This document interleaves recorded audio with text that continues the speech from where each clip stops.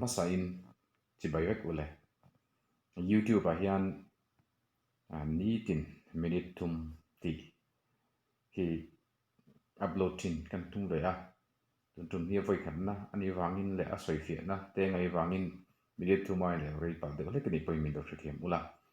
nga ni dang chuan minute thum emo ai toi thete mo ti thin te tumanga ai tu ta na nga ni nom man lo ma ro chu tangkai pui thei tu mi si tu tiang chu upload tum thin don ni a kan a tir lama chuan mi zo tong te zero ho tha in country a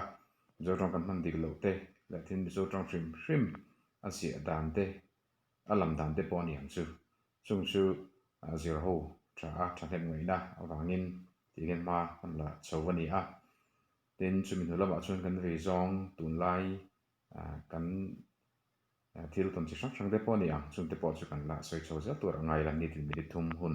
kan hmang ho thin dawn ani chu chu a en tu ten do la pui pawh pe sei ani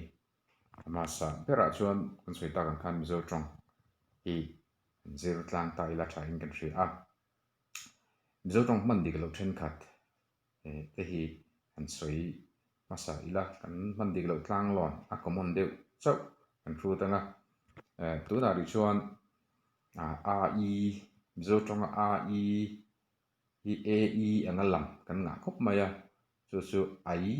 an ti tur e ti anga ri hi tun lai thang thar zinga hian kan tin sa khop mai a chung ta chu kan han soi dawn ani masa pera chuan mai hi ani a mai hi mei tia lamri kan thanem kan tam khop mai a mai man na oma mei man na om boka mai man na ni chuan mei man lo ram ram tha ani mei man na chu mei hi hey fire sapin fire nti hi meilum ka ai meilum chu lum nuam sanuam hle mai te pawh kan han ti a tin chu bawga chuan mei tail hi ani boka ramsa te ran te yan mei an nei a bawng me sei hle te pawh kan ti thin hi chu chu ni atin thu mei nei ni thu soi chuan mei nei hle mai te pawh kan ti thin a chung chu mei kan han man na tlang pui chu ani a yan dot le chuan mai hi chi hrang hrang om ve boka mai te kan ti a kan eia kan thlai kan chawh na tui em em a tin he kor hi du mayem te kan ti thina hi du mayem ti hi kan om fo mai mayem ti lo tur ani a MRE aniang ngein mayem ti tur ani a mizo tonga hian a chu a ni char chara a chu a ni char chara sap tonga da chuan